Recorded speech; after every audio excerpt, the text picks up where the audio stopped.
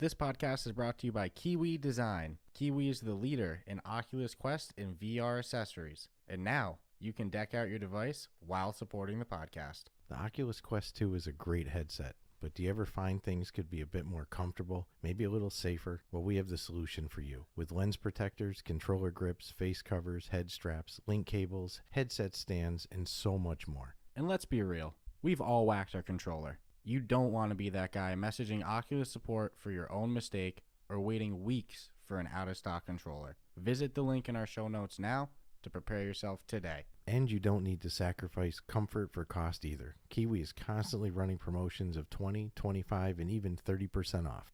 Just visit the link in our show notes and use the promo code on their website to take full advantage of your savings. And be sure to follow the link in our show notes so we get credit and you help support the podcast. And remember, Kiwi has you covered for all your VR needs. Hey guys, welcome to this special episode of Ruff Talk VR. Oh, why is it special? Because on this one, it's an early access review of a very hyped game too. Dude, I was stoked when we got access. When this all came together. Yeah. So we've had it about a week. About a week. Drops December 9th. Yeah. And the game we're talking about is After the Fall. It's made by very good developers, Vertigo Games. Yeah. Now, unlike Unplugged was made by, I believe the developers were Another Way and were published by Vertigo Games. This is a game made by Vertigo Games and published by Vertigo Games. All Vertigo in this one.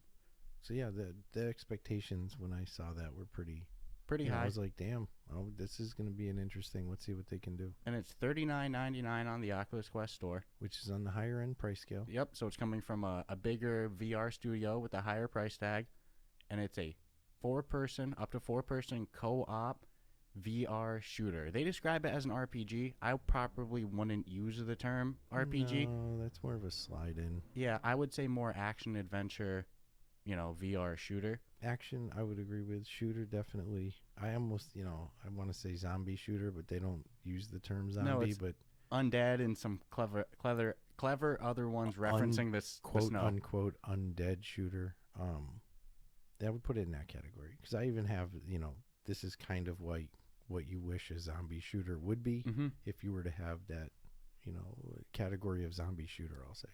Even though they're not zombies, even though they are. But yeah, they're not calling them zombies. They're zombies pretty much. But somebody owns the copyright to zombie. It's up to four people, but you can play it solo.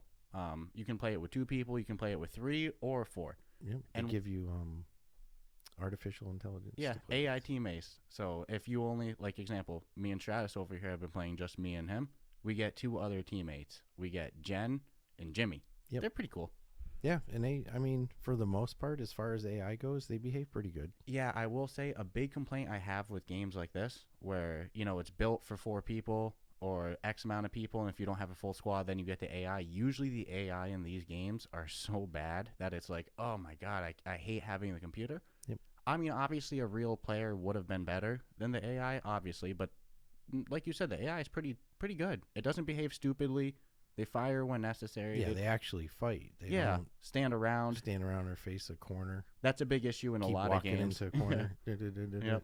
Not engaging at the right times. No, they usually wait for you to engage, but then you never really catch them doing nothing. Like, they heal properly. It's good AI.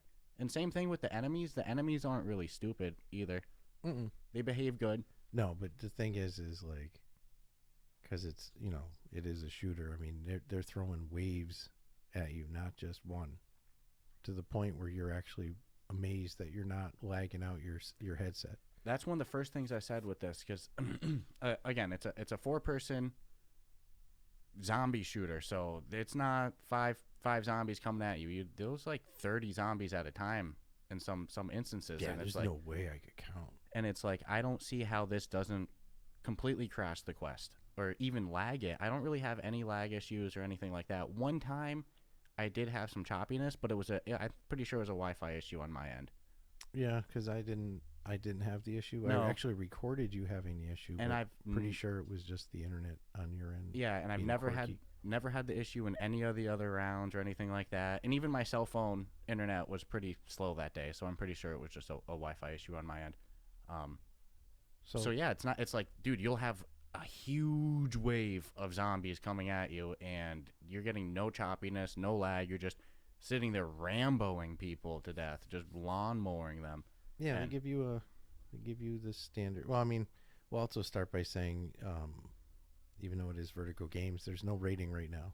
So unlike every game we've ever reviewed, there's always been a pre-existing rating where we could say, hey, it's 4.8, 4.6, whatever. People have rated. Yeah, we lack that luxury with this because it is, I guess, I mean, in all intents purposes, when people hear it, it's brand new. Yeah. You know, whereas we've been able to actually enjoy it for the past week previously. Yeah. So there is no current rating that we can. It'll be neat when there's a big update for this game to go back and actually be able to say, hey, it's actually rated, 4.8 out of so many people and yada yada. Yeah, I'm excited to see when the community is alive and vibrant, because when you load into this game, they make you do a little tutorial where they teach you how to play and everything like that. But they also use the use of old like arcade stand-up machines all over the game. Yeah, that's kind of how you get that nice retro feel to it. But the main area of the game, before you load into a mission or anything like that, they call it the line or the hub, and it's like you see all the players in the lobby for your region in that spot. So there's been times we see 5 people running around. We've seen some people, yeah. So I can't wait till this game comes out and it's like loaded with other players to find games with.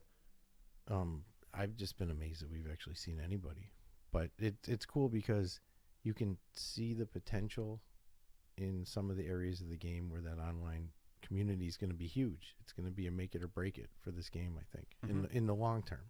Well, there's a couple factors that help this game with the online community. So it's 4 players, so it's not like you need to find a squad of 16 or anything like that. There is a 4v4 mode, so 4 players versus 4 players. That's 8 people. That's really not a huge lobby, and it's cross-platform. So we're gonna have PC VR players and Oculus players playing together. Anywhere it's released for it. Sometimes that scares me, though. Why, are you scared of PC VR players hacking? Something like that? It's always a possibility. Yeah.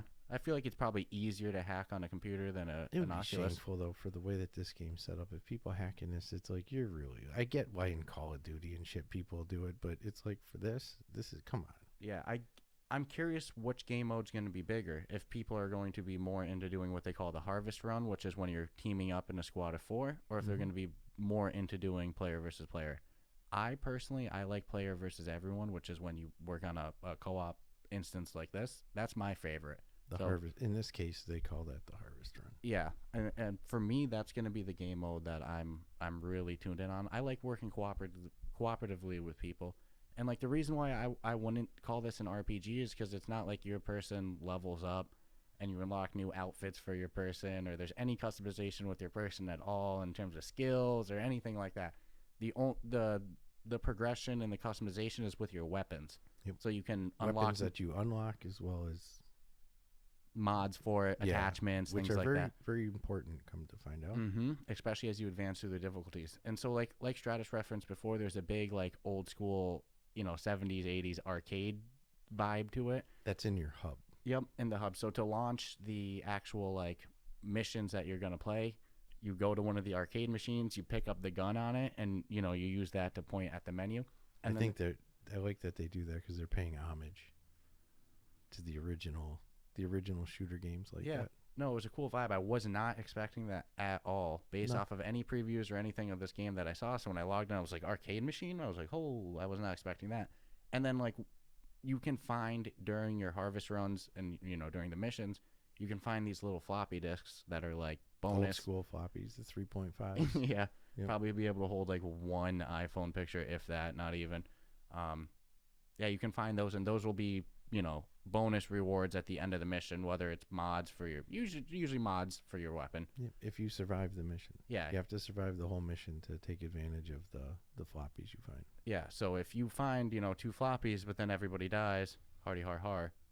And what you got to do too is like, so there is like a story to this whole thing. Yep, because it takes place in Los Angeles. Yep, post-apocalyptic, pretty much winterized. Yeah, you're in like an undergroundy area, which is your hub, which is an old arcade, because it's got all all the arcade machines. But then, as an example, like the first mission is Skid Row. Yeah. Which I found kind of funny. And then Chinatown, I think. Chinatown. Yeah, so there's 5 missions that you have to complete, but there's somebody you should talk to in between every mission who will kind of give you the lowdown. I won't go into the details. Yeah, we never like to give story spoilers. Nope. And then you know, for every undead you slay, you kind of pick up I'll call it a soul point.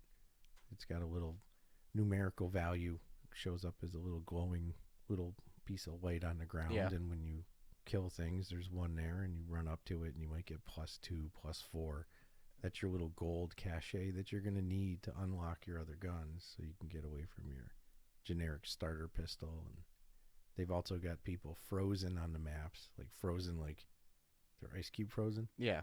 And they all contain special thing, like a grenade, or it could be a better gun, or and I will say, if a you're health injection, Pulp Fiction style. When you're in a mission, if one person dies, quote unquote dies, what happens is they become frozen like that as well. Yep, you see them as like just standing there with pretty much a red outline on them. Yeah. Not a hologram. Well, they're see-through, but you can tell they're there. Then you have to kind of go up with one of those chest injectors and pump them free with the wake-up meds. Then they're back in the game. Yep, ready to go. And even then, if you don't get pumped up, it seems like if you're dead for long enough, at least on the easiest difficulty, that they'll eventually... Keeps making a run for it. Yeah, somebody came home, so he's like, "Oh, I gotta bounce out of here." He came out of his nice spot there. That's awesome. Because I won't lie, I've died a couple times. And yeah, what's weird is you died before and you came right back, and then last night when we were playing, I had to inject you back. Yeah, so maybe one of the AI ran up to me and injected me the first time. Well, that was going to be my question. Is like, I personally, when I've played by myself with just the AI, which is 3 AI to 1 human, man, nobody injected me. I got killed. I was dead. Yeah. I was like, because I actually was like, okay. Yeah, maybe somebody will pop me up. Let's go, team. Revive me. Let me get back into battle. And then I'm watching one by one. Literally, I'm watching this horde of zombies just undead.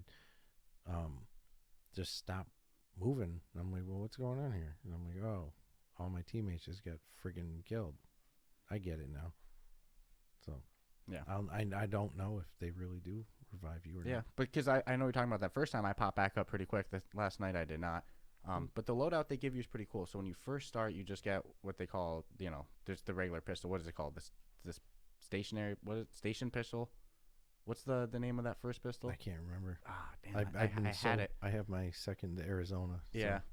But so you get just a default pistol. You can even get 2 of them. So you get one in your right hand, right in your left hand. And that'll last you pretty good. You got a choice, too, between whether you want to holster your and they give you the ability to adjust your holster up or down your body at one point during your settings before you play, and that's kind of important because it makes it not like it's fixed to where it thinks your waist is. You're saying where your holsters are, and they give you the option of holster mode or weapon wheel. I personally recommend holster. Yeah, because weapon wheel, you got to click a button to open it, everything like that. And holster, you can adjust weapons pretty quickly. Yeah. Can even put the left weapon into the right holster. Yeah, you can. So you can have 4 guns at one time, really. Yeah, you can hold 2 guns in each hand at one time, and then have 2 guns holstered, ready to go. Yeah. And here's the thing: if I'm holding a gun right in my hand, and then I go to open a door or something like that, the gun will like disappear for a second. Yeah, same thing with for stability and recoil if you hold it with 2 hands. But it's like, well, how am I going to hold a gun with 2 hands? But the minute you click to grab onto the gun you're shooting with, it'll like the second gun will disappear, just temporarily. And it's kind of important. The recoil factor is real with all the guns. Yeah, especially the semi-automatic rifles and shit.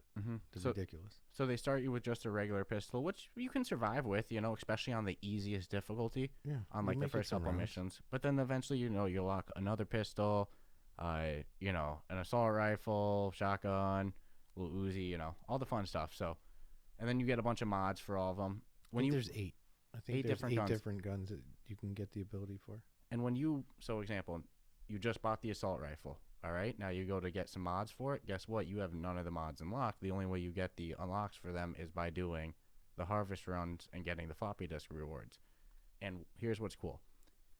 So there's only 5 missions. And I saw some people saying online that like, oh, each mission is only like 10 to 15 minutes. Yeah, if you're playing on easy mode with 4 people who have all already done the mission before, you can probably blow through it in 10 minutes. But no way you're doing that on your first time around when you don't know anything about it. And no way you're doing that on the harder difficulties either. So there's 5 missions. I mean, how long would you say each mission took us the first time we played it? Like 20, 25? I don't even know. Probably about that. And then if you play on easy mode, they have 1 tier of floppy disk rewards you can get. The lowest end tier of unlocks. You go up to the next difficulty. There's 4 different difficulties, working all the way up to what they call nightmare mode.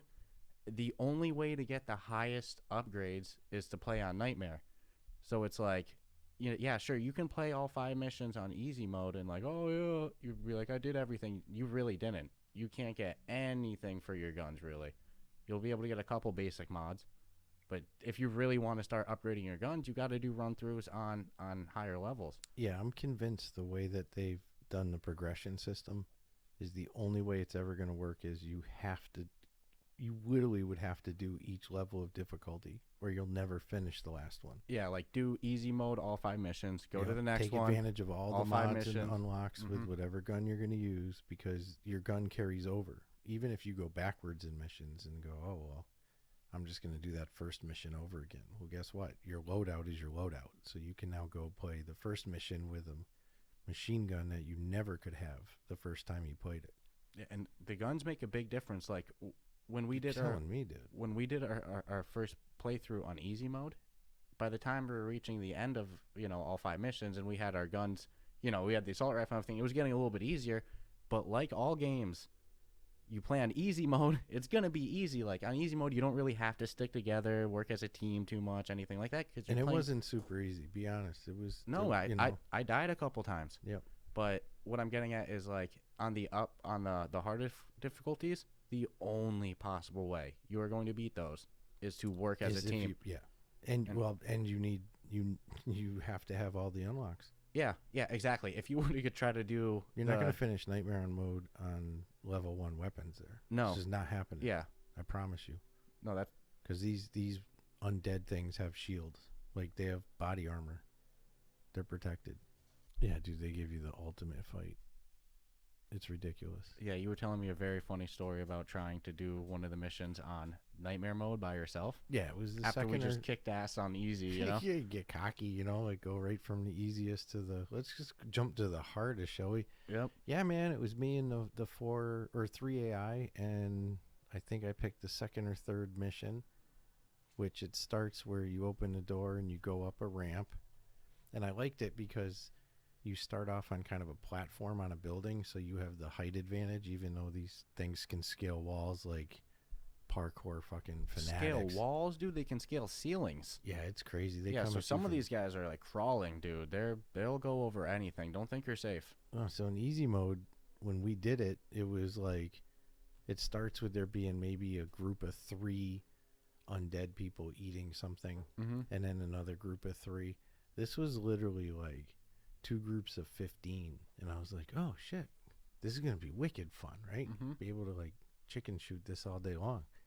So I pulled out my Arizona pistol and boom, boom, boom. Which usually one shot will blow through somebody, kill him. I freaking hit this guy clear in the head, and I'm like, he didn't go down.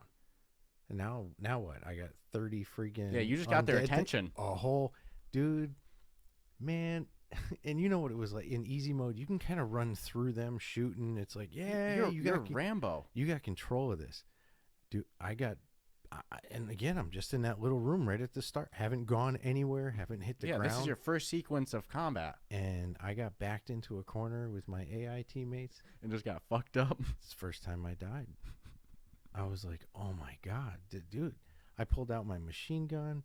I used the little trick that we figured out on how to like just not have to stop and reload with your machine gun, so you can just rapid fire it. Because they give you 2 options for reloading, like when you first... Traditional style or just hold it up to your chest. I'm sorry to interrupt you too, but in like the entire load-in, they give you the option to like play sitting, standing, they give you the whole thing.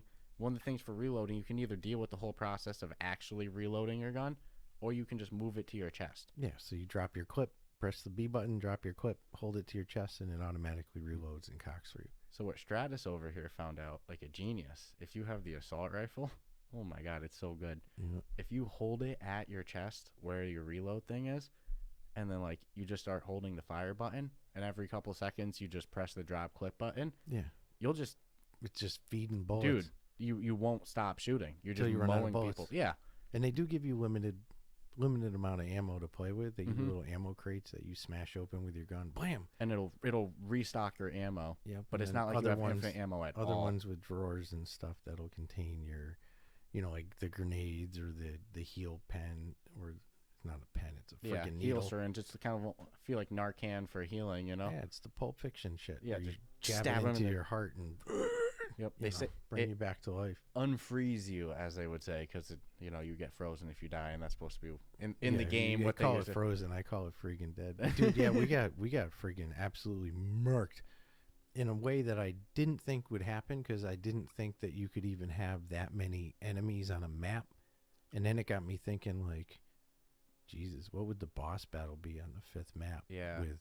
On nightmare mode. Yeah, because the way this game is, it's like almost like there'll be a wave or two of zombies, and then you move to the next area, a couple waves, move to the next area, a couple waves. But at the end of every mission, there's a major boss. And you'll get little like mini bosses on the way.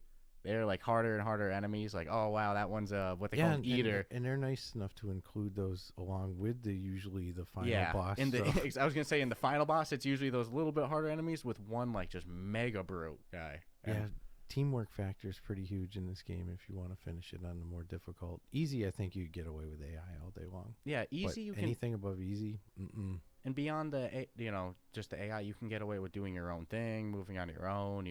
Oh, you kill out that over there. Not on the harder difficulties, baby. It's stay together. And what's cool with 8 different guns, once you have you're playing with some people who have unlocked some stuff, you guys can take some roles. Like, all right, you can get a shotgun guy. You got the assault rifle guy, the pistol. You got guy. the pit. It's good. We've only had the luxury of playing with each other.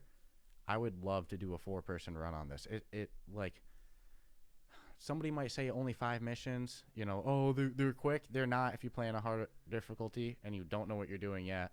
And even once you know what you're doing, up the difficulty, baby, it's not quick. Completely lost my train of thought for a second. I guess so. Wow. Yeah, I was like, what are you doing? Yeah, I tried to give myself a little disclaimer and I went off topic. Never Yeah. But I was gonna say is we've played all 5 missions, and it's not like it's like, all right, next game. Like, I'm dying to keep playing because I need more weapons. I want to be able to beat this game on nightmare mode. Yeah, I was gonna say until I finish this on nightmare mode, and I have every mod, because now I want to know like what's on that disc on nightmare mode. And like you'll see the mods, dude. They make it a big difference. And not all the mods do. I mean, they give you one per se that's real easy to get. It's your bullet counter. So and what's cool is when you mod your weapon, you have to put it on this little workbench, and then they give you a little drill, and you can pop this shit on or off. You can actually take your whole gun apart if you really want. Take the barrel off, the stock, take the sights off. But they give you this little digital counter, which seems all cool because you can see digitally on the front of your gun when you're shooting, oh, I got 12 bullets. But it takes away like 10% total damage off of each bullet. So it's a trade-off. I keep my counter on. You take yours off, right? The minute I read that there's a disadvantage to having it on, I popped it off. Yeah, every gun I have, it's off. I always keep mine on. So some of the mods only provide benefits, and some of them are exactly that. It's a benefit and a little minus. Yep. But balance it out. Then they give you other mods for stability. They give you the barrels, the sights. They give you accessories. They have different sprays for it. And I could totally see this being a game that, 5 months from now, it's like somebody new got a quest. They pick it. It's like, let's go play some after the fall. Like, who cares that you already did the mission? They're fun. They're a lot of fun. What I'm banking on here is that and this is what's cool is, it doesn't need a monstrous online community to be successful. No, because you just they're only need teams of 4. Yeah. And in the Tundra Dome, which is their deathmatch version, because there's only like there's limited gameplay. There's private, Tundra Dome, and the Harvest Run, and that's in backwards order, by the way. Tundra Dome's 8 people, so it's 2 teams of 4, which isn't that hard to get. No, not at you all. would think. So I'm really banking that once this game, Yeah. is being played, and there's, I guess, shit, we've even seen people. Yeah. But I think right now everybody's just in there kind of doing their own thing and figuring out what the game is and doing their, they're doing their own due diligence on their reviews for it. So I get it. To me, what the make it or break it is for this game is if 2 or 3 months from now, if you can log in by yourself and find a harvest run round within a minute or 2, it's going to be unbelievably successful. If it ends up being a game with a pretty dead online presence, that if you have some real friends to play it with or some people that you already game with to squad up with, yeah, it's fun, but good luck finding people to play with, then it's going to be a miss. I have a feeling that because there's a little bit of a hype, they encourage the social aspect so much, I think it's going to be the first thing. I think it's going to be a hit. I think it's going to be very easy to find harvest rounds. I think it's going to be one of those games with a very vibrant community. I think they've done it. Well, I mean, Harvest Run will work great if it's like me and you, and you need the other 2. But I think it's going to be more important for the Tundra Dome. Mm-hmm. It's like, well, let's use the comparison to Demeo. Demeo has 2 maps, and at any point you can go on Demeo and find a full round. Like, Demeo's got a very vibrant community, so just kind of countering there's only 5 maps. It's like, dude, that's plenty. Did you have a favorite one, by the way? The last one. The last one? I think I like Chinatown the most. Last one it took almost 30 minutes to complete it. Yeah. We actually filmed that one. Mm-hmm. That was a fun one. Which nobody will see right now. Yeah, but I keep laughing that the first level Skid Row, because to me, I imagine if LA went to a zombie apocalypse, you got to think of Skid Row, man. Yeah. That place is going to be a mess. It'd be a very entertaining place.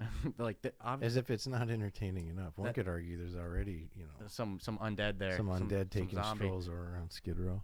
So yeah, that is in real life, that would be level 1. Skid Row, shit. Oh my God. That's where the zombie apocalypse would probably start. Right. So. Yeah, no, I mean, dude,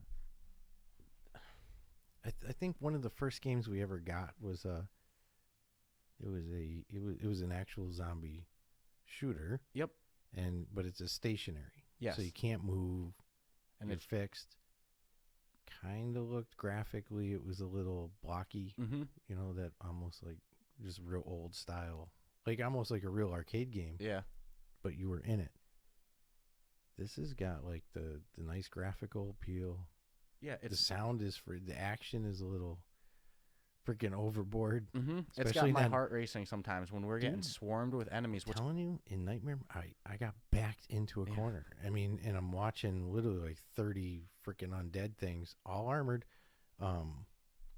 just getting ready to eat the shit out of me, I guess, or make me frozen. But they succeeded, and I was like, yeah, this game has got some pretty major replayability. Yeah, and I can't get over enough how they fit so many enemies onto the quest. That's why it doesn't make sense. I gotta see the last mission. I mean, obviously, on Nightmare. like any game, the last level of anything is going to have the most intense, right? So I'm not really blowing any surprises by saying, hey, the last level of this game is pretty friggin' intense. Mm-hmm.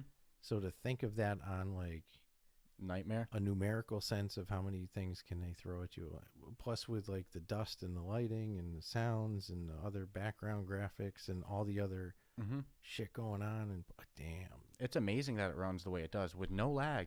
I'm surprised our headsets didn't melt. Yeah, 100. I really am. Right? No, I mean, in all seriousness, it's there's a lot going on in it. Yeah, there's some serious processing power being taken advantage of there. On easy mode, there were some times in some of the missions that the amount of gunfire between all 4 of us, me, you, and our 2 AI companions, it was it's ridiculous. Dude, and there's just non-stop wave. They're just coming. It's dude, and here's the thing. It's not always that okay, yeah, but they're just rendering as they're coming. Dude, you can see some of them in the distance, already pre-rendered. Oh, yeah. Far away, it's or they'll come over the walls at you, and you see where they're coming from, because you can even take shots at them. I've seen a couple of. There's been a couple of issues where they were coming over the wall at us on something, and we were both shooting at them, and they weren't getting hit because where the wall is graphically written and where the invisible wall that they're programmed to climb over were just off center a little. Wasn't enough to. I mean, I just wasted some bullets before I was like, oh, Damn. That's not lining up right. Yeah. And sometimes like you can't shoot between. You see like 2 bars or something, or you can't shoot between it. Yeah, you gotta wait for them to come out a little bit. Yeah.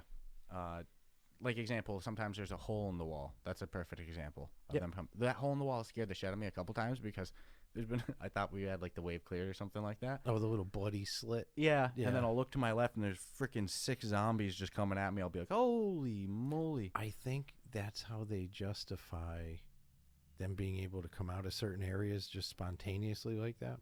I mean, they're not coming out full side. They're literally like coming out of the wall. Yeah. Is by putting those little areas there. But there are times, like example, we'll be on a roof or like an elevated area, and you'll like look in a field, and you'll see them pre-generated for a pretty far distance. Oh yeah, we've been taking assault rifle shots at them. There was a couple of levels last night where we were pre-shooting. I like to pre-kill as much as I can. Yes. But because once you get their attention, it's on. Yeah. So the times that they do the loading in as you fight, like the slit in the wall, it makes sense. They do it immersively. Yeah, and the sound effects, if you go near those holes, you can hear them all. Oh, yeah. Like, oh, shit. I even threw I always threw a grenade at the wall because I'm like, well, maybe you can pre-kill them in the wall before they come out. And it makes the sound like you may have killed something in there, but until you hear that level clear sound, you know you're not in. Which is also good they use that because it some of the maps, I mean, they're not real small, so it's like you might have missed an enemy and you have to clear that hole, and you're like, oh, that like there's one more left somewhere, and you know just off the music, and you haven't heard that award sound. You got to go back and find it, and then you get that final kill. I don't know, man. I said I wrote it down. I'm like, this is what I wish. The first time I ever played like a zombie shooter in VR, I wish it was this 100%. Like this was the standard for like, and I'm not shitting on the other ones because honestly, I had a ball with the one we originally had gotten. Again, it's just you stand, you don't.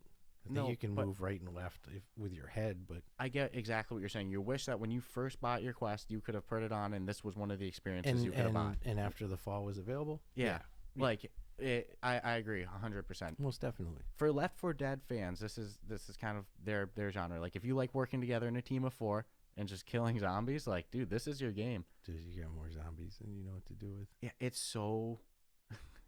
Because, again, they're coming at you through the wall. They're climbing over things. They're running at you. Across the ceiling on all fours. Dropping down right on top. Like, and there's a lot of enemies. I can't emphasize that enough to people. Like, you're not fighting 5 zombies at a time, 10 zombies at a time. No, I like it because it brings dozens. out that... Dozens. You start off all, like, calm playing, like you and I were playing, and then you're going to the, like, all right, dude, I got a whole bunch over here. How you doing over there? Like, you're actually, like, in that game mode of, which to me is kind of what it's all about. You just want to fully escape, be as immersed as possible. I'm not saying you're really believing, like, I didn't get that feeling of like, oh, I really felt like I was there. No, but I get what you're saying. You get into it. You get very into it.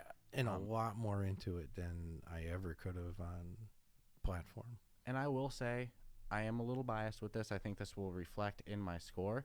Not because we got early access to it or anything like that. It's because anybody who listens to this podcast, they know, we say it all the time, cooperative experiences in VR are our favorite thing. Yeah. I like to face you in things like golf. We just talked about that Monday. We have really close competitive matches and that's fun. But my favorite experiences with you in VR is co-op things. When we first got VR, that was all we played at first was co-op games. Which is the complete opposite of how I am in platform. Yeah. Usually flat screen gaming. I like to do like single player, long story driven games. I just want to do a story mode with a friend. I was unexpected with that with VR too. I agree. I thought I was going to go into it and still like that. Hey, give me the single player all day long. Yeah, I don't want to talk to people. We went through that whole time period where we were only looking for multiplayer games. So for somebody like myself who likes co-op games, this game is it hits it. It's a 10. It's beautiful. The graphics are great. The sound effects are great. The gameplay is great. Sure, the reloading, if you do the automated style, isn't the most realistic because you just drop it, but you get more points at the end. You have to. Yeah, there's no way I could do the manual reloading. Well, I didn't even try. I think if you do the manual, you might get more. You get more. You get a higher score at the end. Yep. You get a bonus to your score. You can keep that. Because the first time we played it, and I was like, oh hell no. Yeah. And I went right in and changed the setting because it's like you go through a clip, and you each might be fighting your own battles. Because realistically, if you look at how these enemies are coming out, if each of your players take a point, and you say, okay, I'll take this point, they can take that point, you can each defend your area. And if you get overwhelmed, then now everyone's screwed. Yeah, so fast reloading is essential. So yeah, I said, screw that. Yeah. I'm doing the automatic reloading. So Thank God they give you that option. And it's cool for the automatic reloading. You just touch your chest real quick. You drop. Still makes the cool sound effects. It doesn't kill the immersion for me at all because they give you the option. They're like, bro, if you want more realistic with a bonus. They give you the option to play this sitting down. You got it. Yeah, I can imagine playing this sitting down. You know what? I haven't even tried, but in my swivel chair, computer chair, yeah. I might because I play Pop that. 1 sitting down. So what am I saying? And I think it might be even quicker to swivel. Even easier, yeah. Yeah, to turn around. Yeah. But it'd be cool to do one time just to see how the height is and stuff. But well, tonight I want to do some nightmare mode with you. So maybe we'll both try that sitting too. I don't know, I'm scared. Yeah. I'm scared, man. These guys are hard. Yeah. I didn't think it was going to be that hard. Yeah, well, definitely we shouldn't go right into nightmare mode. We should do what you said earlier is the smart way to do it. Yeah, let's go ease our way up and unlock the shit we need to survive nightmare. Let's Dude, we can do nightmare just so you can be like, okay, yeah, we're not going to make it past one level. I would recommend somebody do nightmare just to be blown away that they can handle it or that that can run on an Oculus Quest.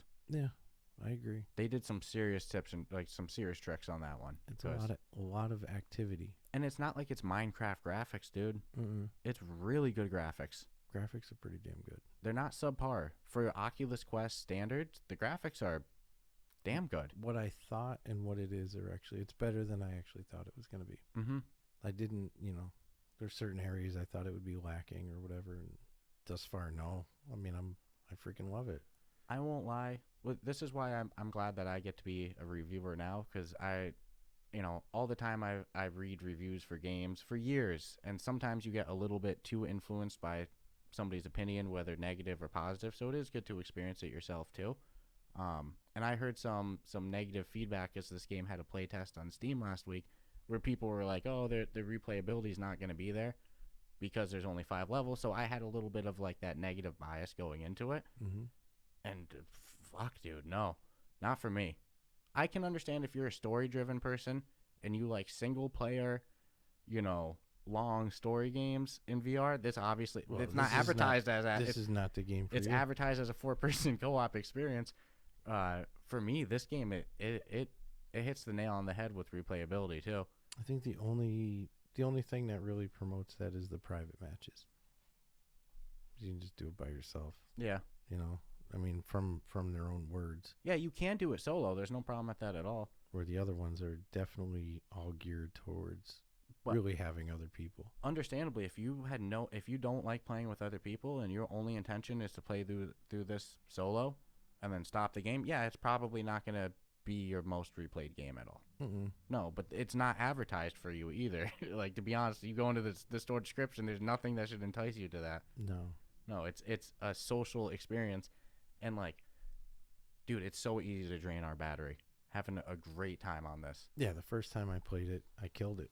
That was it. Mm-hmm. And I was like, oh shit, never again without the battery pack. And now I'm at the point where I'm like, all right, I got my bolt-on battery pack, and I've got your spare backup one too. Yep.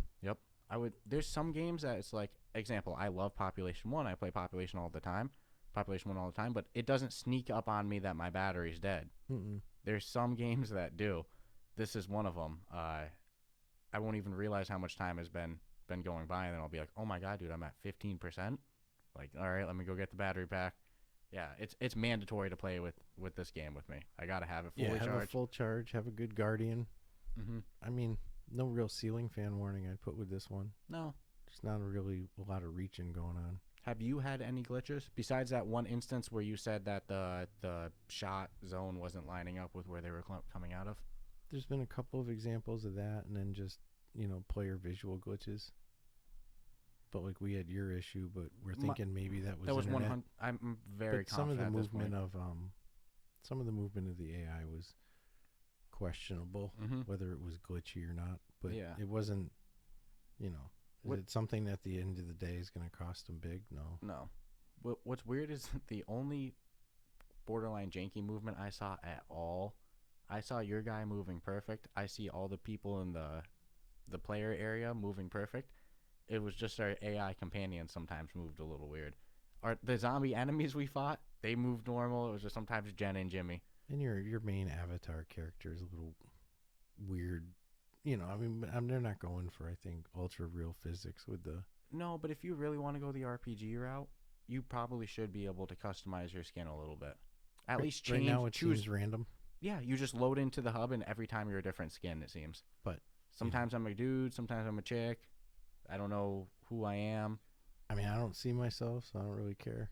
Yeah, me neither. It's one of those games where it's like, I don't know, even in Counter-Strike, I cared. Yeah. It's like very population 1, I give a shit. Yeah. In this one, I don't seem to care. Well, because they don't give you any room to change it or anything, so there's nothing to care about. True. You can't get mad about things out of your control, so it's like, all right, this is what I am now. Can't miss what you don't have. They give you a lot of options, too, in their settings. They give you options for everything. They actually give you options for shit I've never even heard of. Like in the audio? Audio opacity or something like that? I'm like, I don't know what the fuck that is. No clue what it means, but sure, I'll move it, see what it does. It might have something to do. Their in-game mic is a little questionable. Yeah. Doesn't seem to be... I don't know. Just doesn't seem to be... I think we have it figured out now. But it's a little bit lower quality. I haven't been able to communicate with anybody else I've seen, but they might just be ignoring me. And party chat too. But what I will say is I kind of, for in-game chat, the standard I hold is, does it sound as good as the Oculus party chat in terms of quality? I'll be honest with you, it doesn't. Not many things do. A game like Population 1 or even Topgolf, their mics do... Topgolf, I mean Golf Plus, still getting used to the rebranding. Their in-game mics match the party mic in terms of quality. Pretty close. Unfortunately, this game, it's a little like... No, but I'm convinced there's adjustments you can make in the settings to make that better. But it probably should be on default. You probably shouldn't have to. But overall, that's probably my only complaint with it would be the in-game mic. Yeah, that's kind of the route I'm on with it. For me, with a game like this, where it's the concept of it is team up with friends and go through a wave on a set level of difficulty, I don't think you need 30 levels or anything. Don't get me wrong, more than 5 might be good. Like, I think somewhere around 10 would probably be the sweet spot. I'm thinking there'll be some additions over time coming. Yeah, depending on the popularity. But just like Demeo only has 2 levels. I made this example before. They're long. Because of the genre. I don't know. I don't think only having 5 levels is a killer to this at all. But you're comparing Demeo to a shooter. Yeah, I know, bad comparison. But nonetheless. No, I get what you're saying. I don't think that's a killer with this. I don't think it's even something that I really care about. Out of the gate, I don't think it's a killer. No. A year from now, okay, the incentive might not be there. Yeah, if a year from now there's not a single update and they add 0 content. But we're talking about Vertigo Games, so yeah, there'll probably be an update next week. You know what I'm saying? They'll probably be like shit, like, oh, well, that went away. Oh, well, that got better. And if you pre-order the game, you get little bonuses when the game comes out that aren't in the game right now. So, like, there's an extra map. They say a whole new game mode and more to come. It's very clear that they have more intentions to add more. So, yeah, the pre-marketing into this was pretty big. Okay, if a week into this game, I see that the regular is that people can easily beat Nightmare mode on all 5 missions a week into it, then I will say people had a point. That's not I don't fucking see that happening. No freaking way. No. I think people are going to do what we did, and they're going to be like, oh, okay, easy mode. Hey, that was kind of cool, man. And even then, it took nights to do. It wasn't like we did this, oh, dude, this game only took an hour. Yeah. That's what I mean. Maybe and then you're going to be like cocky and think like, oh, well, how hard can Nightmare mode be? Well, guess what? Wicked hard. Yeah. Wicked hard. And like, we'll have to video that. And yes, if we played a level and we beat it, and then we did the same level immediately right after, we would probably be able to do it fast. Yes. Maybe. On the same difficulty, yeah. But you know what's cool too? Besides that, they give you a little speed bonus if you finish it fast. So like at the end of the mission, you go back into like a little arcade room, and it'll be like, give you your stats. Yep, show you how many headshots you got, your average, and they'll be like, 10% bonus for speed or whatever, So it's cool. There's a couple different bonuses they get, so it's fun. Yeah, and my advice to people would be is utilize everything, because they give you some surrounding decor that you can use to your advantage to shoot. Oh, like fire crates and things like explosive areas? Yeah, 100%. Little monster eggs or whatever the hell they are. Mm-hmm. Little things on the wall that if you shoot, they're like orange. Start getting creative. Like I've become a whiz with those grenades now. Mm-hmm. Like, you know what? Screw this. And what's cool, I'm sure we referenced this before, so now I'm just repeating myself, but just in case we haven't, it's like they give you the holsters on your side for your weapons too, but then on your wrists, that's where you can store either floppy disks, the stim health items, or grenades. But you can only store one on each item per wrist. So Yep. that gives you two critical. And you have to be, I'd recommend keep a health thing too. Yep. Especially if everyone has a health thing, you're all going to stay in that game. But what's cool is, so let's say you pick up two floppy disks, right? So now you can't hold any more items. In every level, there's 2 checkpoints where you go into like a little arcade. So you can dump. Yep, you can turn in your floppy disks, and you don't get the reward yet. You don't even know what it is. It's like, hey, just stay alive to the end, then you'll get it. And then you can shop for some items. You can only buy a grenade, a health item, and then rockets for a wrist rocket that you unlock, throughout playing the game. Which I still don't know how to use. No, we have the wrist rocket. I can target every enemy on the screen. I just haven't been able to shoot it. But I'm thinking that's something that comes with the next difficulties. The next level. Yep. Yeah. Yep. So, man, to me, this game has. I at least have to play every level on every difficulty, right? Well, I'm not gonna. I wasn't sold on having to until I kind of figured that out. Real quick though, I do want to give the rundown of each one, like the Harvest Run, Tundra Dome, and Private Match. Each have their own little shit going on here that differ a little bit. So I took the liberty of jotting down their own verbiage on it, so there'd be no screwing it up. Got the glasses on, and I didn't write it backwards this time. Let's see. So we'll see how I did. So with the Harvest Run, it's considered a run and gun. You have a squad of 4. You're running from start to finish. You can collect multiple weapon parts to unlock in your little weapon area, and you get a bonus on the finishes. What it didn't say was whether you still get a bonus whether you collected floppies or not, but I'm gonna say you need to collect whatever floppies you get 1 floppy disk by default, and then whatever extras you yes get. Okay, so you get a floppy disk for completing the mission, and then we're pretty sure that if you collect a floppy, all your teammates get the bonus of that floppy also. Even though what I found interesting is at the end of the game when you'd think you all get the same bonus. It's almost like a lottery. Yeah, it's randomized. Yeah, so I like that. You don't get the same. All right, and then the Tundra Dome, kind of like Thunderdome. Yep. Tundra Dome, max of 8 players, shoot other players, team deathmatch, no weapon unlocks in this, but you do get a bonus for the win. Mm-hmm. So I'm curious if they give you the floppies for the win. Yeah, we tried to do it. We just couldn't get a full. There's no people. Yeah, I mean, this the game's actually got to come out first. Yeah, right. Get what I'm saying? And then private match, 4 to 8 runners. No matchmaking, joined by invite only. All modes are available, and it allows for solo play. Mm-hmm. So the reason they say 4 to 8 would be 4 is if you're doing Harvest, and 8 would be if you're doing Thunderdome. You're hosting your own Thunderdome. Yep. And they do have a pretty good invite system for a party invite, which does seem that right now as it stands, every time you finish a level and go back to your main hub and you want to do the next one, you have to re-invite the people into your friend group. Mm-hmm. Which is kind of inconvenient. If you go back to the hub, you should stay in your default party. Well, yeah, you linked up with them, but I don't. Maybe they consider going back to the hub.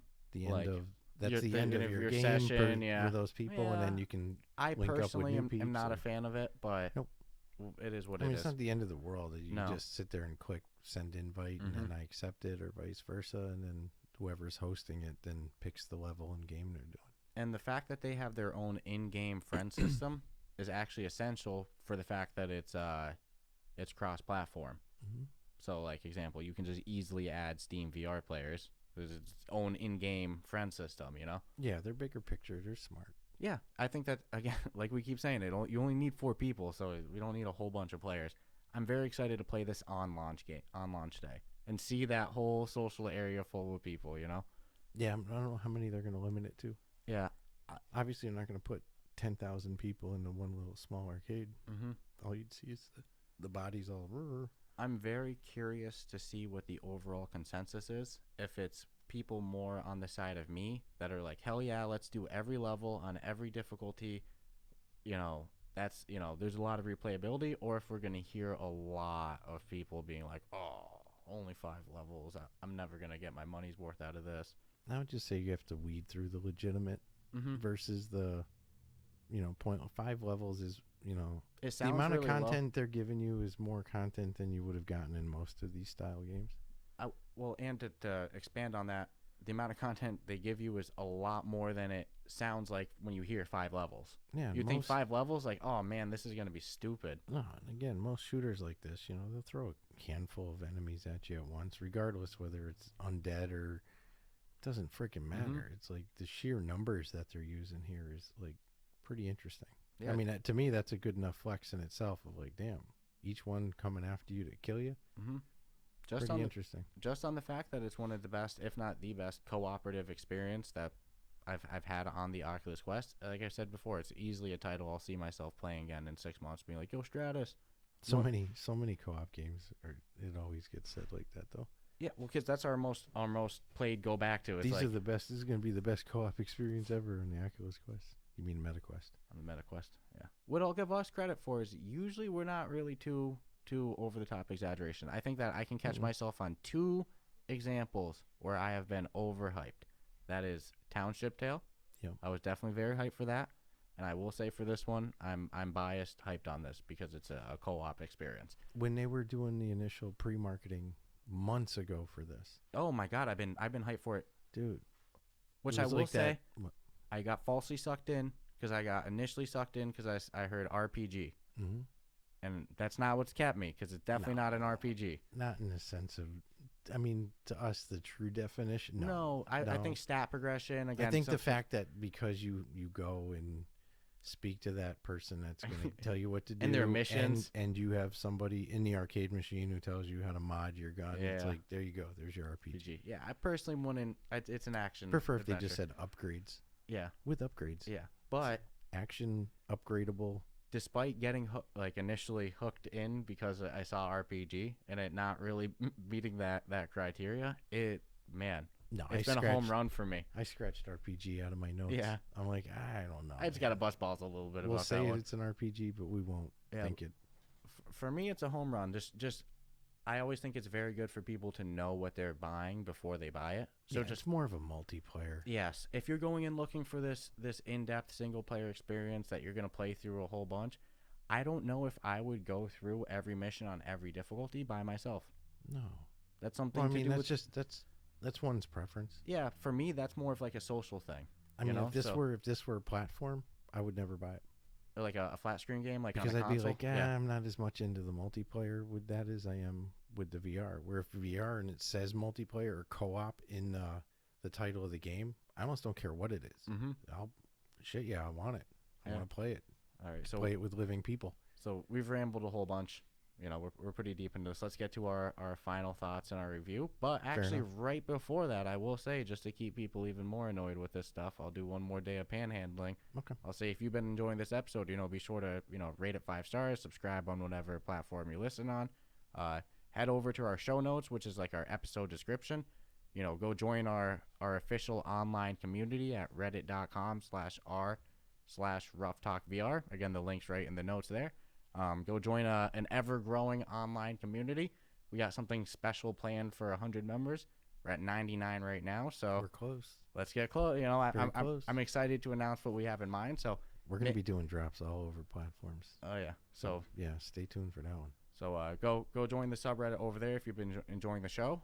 You can also support the podcast directly by clicking that Buy Me a Coffee link right there.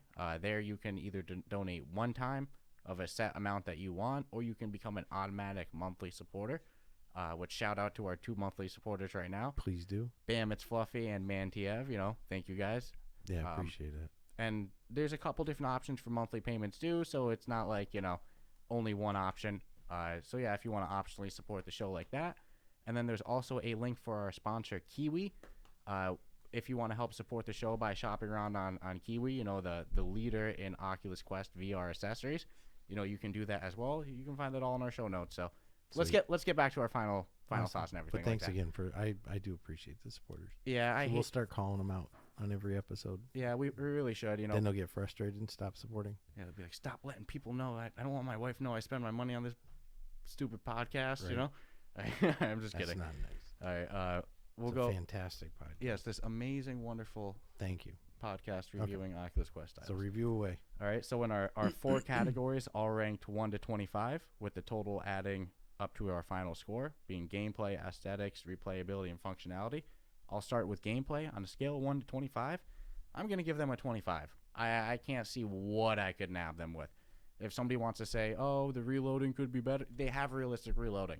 And they even give you more bonus for it. But I promise you, you play this game, you won't even want realistic reloading. You'll want that automatic reloading. So there's an insane amount of enemies. I don't know how they fit that many on the Quest. The shooting's fun. I have no complaints on gameplay. Clean 25. Aesthetics, I'll give them a 25 as well. It's above what I would call, you know, Unity graphics. They're really tight. They're really good for the Oculus Quest, which makes the gameplay even more impressive that they're fitting that many enemies. It's not like they're these pixelated, you know, 1990s looking PlayStation 1 anything. It's like, all right, for the Oculus Quest too, this is pretty good graphics. So aesthetics, I'm going to give them 25 as well. Replayability, this is going to be a controversial one for me because replayability is an important category for me, and I already know people are nailing this game for replayability. For me personally, this game is going to get a 25 out of replayability because I could see myself playing this for months. And again, I could see myself, all right, I finally did every difficulty, right? I can go back to this game at any point. It's just a fun kill 20 minutes shooting zombies. Like, to me, VR isn't that I always want to play a 60-hour story mode. Sometimes I just want to spend 20 hours shooting zombies with a friend. And to me, that's this game. So, controversially, I already know I'm going to give them 25 on replayability. And functionality, I'm going to give them 20 just because it, you know, there's a couple moments of funky movements and things not lining up perfectly. It's not clean enough that I can say, you know, 25 in all 4 categories. Functionality, you know, a couple bugs they could tighten up. There's been a couple times that I've invited you to a party and you can't join it for whatever reason. Then you have to invite me, then I join it. Can't give a 25 there, unfortunately. But 25, 25, 25, and 20, giving a clean 95 on this one. Damn. Yeah. I mean, like, I imagine they're going to add more missions. I imagine they're adding more content. But as is right now, shit, to me, this game's worth $40. Easily. Okay. 95 it is. All right. $39.99. Always a little steep on the price tag, but that gets skeptical hippo eyes is what I would say. The amount of content you're getting, it justifies it. It's not like it's overly janky or something. So overall gameplay, wicked good. It gets a 25 for me. I enjoyed it. I'm still enjoying it. When I get to the replayability, I might not have been enjoying it as much as you might be in the future, but you know, overall they I think they knocked it out of the park and might be setting the bar now for what the style of undead shooters should be instead of that fixed platform which we've seen a couple of times, or even the other ones that are just, you know, I'm not going to dog anybody, but it is what it is. So 25 for gameplay. Aesthetics, it's a dark set. It's kind of a darker style game. We're dealing with, you know, post-apocalyptic Los Angeles, so don't expect beautiful sunshines and rainbows and bright, vivid colors. So for what they've given, I'll give them a 25. I think they nailed the feel as well as like the dust or the snow in the air that's always falling. They did a great job with their lighting, shadows, textures. Functionality, I don't know what you gave him for functionality. I think a 20. Yeah, that was the only category I nabbed him on anything. Yeah, I give him a 20 for functionality. The actual game functions all right. I've hit a couple areas in the map where it goes completely black. I know exactly where it is too. Yeah, there's a black tile. Yeah, that it's you a black could walk. tile, and when you step on the tile, your whole headset goes Yeah, pitch black, and you called me over to it. You're like, dude, come step on this. I want to make sure it just wasn't me, and it was just a programming thing. So who knows what that's really about? It's not a game killer. It's just one little tile in the whole friggin' thing. The little wall thing where they're coming over at the wall at you, and you're clearly shooting them, but you can tell your bullets are hitting that invisible wall because it seems to be misspaced by about a half inch. And not 100% sold on the in-game mic right now. Although when it seems to work okay, but when it doesn't, it just flat out doesn't. But it's still a 20 because the game is, I haven't been booted or had any major crashes or anything. Just those minimal, which is amazing for the amount of enemies. Yeah, and again, and I'm looking for I'm going out of my way to try to find stuff to see okay, that's how I found that black tile. Replayability, I'm going at 20 on it. I understand that too. I'm not married to my. Nope, I got you. And it's funny because when I heard you say 25, I'm like, I can see that. Yeah, I could easily see 20. I'm saying 20, and in my head I'm like, well, depending on how this plays out, a year down the road, this might actually be a 25. Yeah. But long story short, it's still a 90. Well within the ballpark of, to me, what I'd call a good game. Yeah. So if you're looking for hours of content, probably tons of hours afterwards, depending on how the online community is, this is going to be around for a long time. What I'll say is kind of how I'm seeing in my mind how it's going to play out. So Resident Evil 4 and then Walking Dead Saints and Sinners are kind of like the de facto number one single player story games on the Oculus Quest store. And then you get, Population 1, that's kind of like the de facto number one, battle royale or shooter game on the Battle Oculus Royale Quest. is good. What I'll say is I imagine that this is going to become like the de facto number one co-op game on the Oculus Quest store. I think when you hear people say, "Oh, I'm looking for a co-op experience," it's going to be after the fall. No doubt. Yeah, if you like that style. Exactly. If you like that style. Know what you're buying before you buy it. Same thing, you don't like shooters, online shooters, why are you going to buy Population 1? Right. So if you like co-op experiences, this is the game. Yeah, right now, and I'd put it as a definite must-have. And I could tell, when we first started playing it, we checked the store page. Anytime you see 40, your initial reaction is, I'm going to hold this to a high standard. It's a lot of money. It takes a lot to justify 40. It's a lot of money in VR games. It's not a lot of money in games. Well, and people spend 60 on an Xbox game. Yeah, I'm seeing new console games starting to come for 70. It's wild. But I always feel uncomfortable. You can't tell somebody to go spend their money in something you don't have faith in. If I tell somebody that something's worth $40, it better be worth $40. Oh, I agree. Otherwise, somebody's going to go spend $40 and they're never going to trust me again, you know? I agree. So it's that's why with something like Medal of Honor, I'm you're never even going to get a full multiplayer lobby. No, not for nothing. I mean, you could wait for sales. Get it for that 35. If you pre-order the game, it's 10% off. It's $35.99 right off there. So there is, every now and then people get the 30% off coupons. So I think it's understandable for, you or even both of us to be skeptical seeing, $40 price tag before, we start playing a review. It's Well, you open yourself up to that standard too. Yeah. When you do that.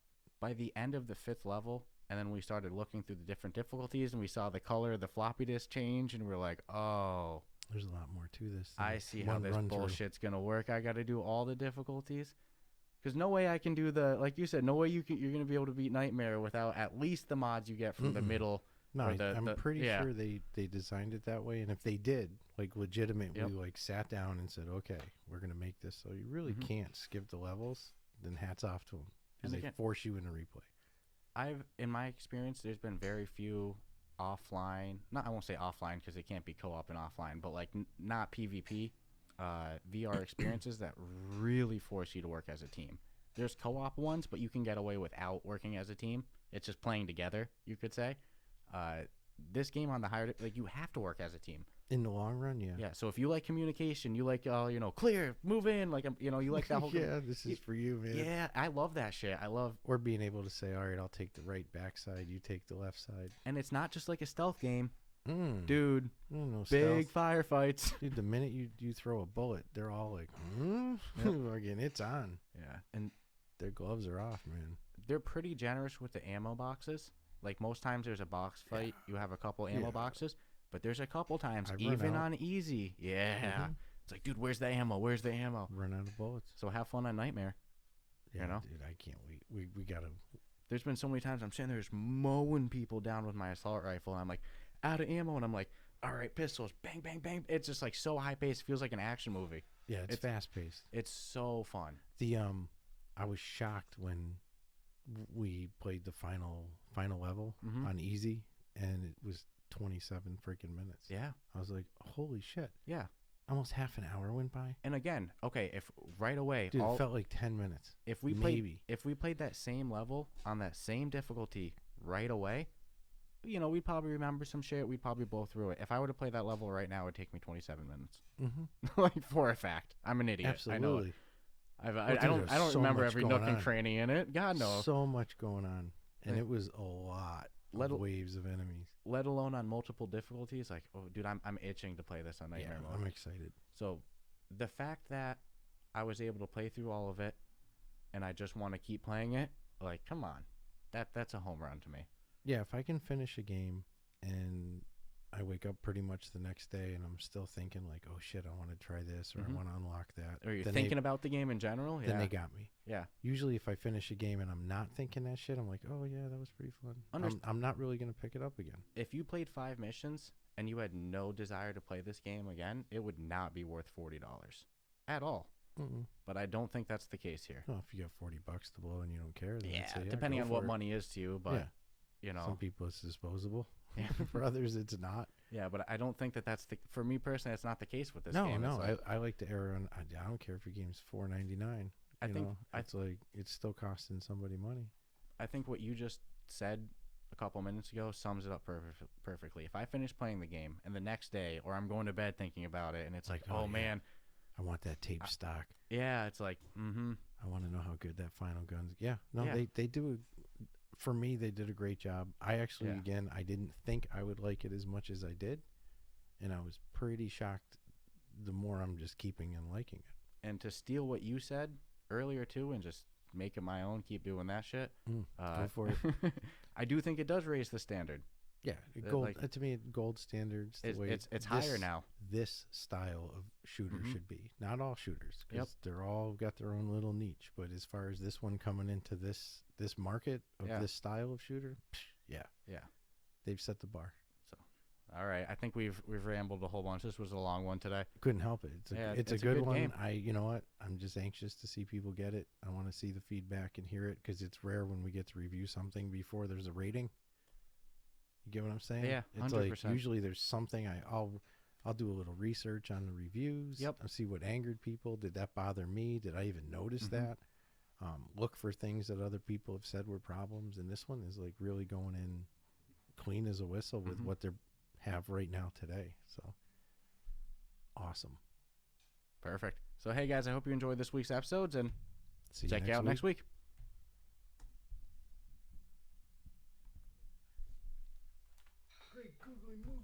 Hey guys, Dscruffles here. If you enjoyed today's episode, be sure to subscribe and rate us 5 stars on whatever podcast platform you listen to. And definitely don't forget to check out our official subreddit and join us there at r/Ruff Talk VR. There you can join a community of other podcast fans, join us for some podcast meetup games, get first scoop on new episodes, interact with us a little bit directly, and more. As well, be sure to check out our official podcast supporter link, the Buy Me a Coffee link you can find right in our show notes, where you can donate to the podcast either one time, multiple times, become a monthly supporter. That way you can help us on our journey to make podcasting a full-time gig so we can continue to bring you more great podcasting content. As well, be sure to visit the Kiwi Design link in our show notes as well, where you can go and shop for different Oculus Quest 2 VR accessories, whether it's knuckle straps, lens protectors, face shields, whatever. Kiwi has you covered. So again, visit the Kiwi Design link in our show notes. Help support the podcast and pick yourself up some sweet Oculus Quest 2 gear.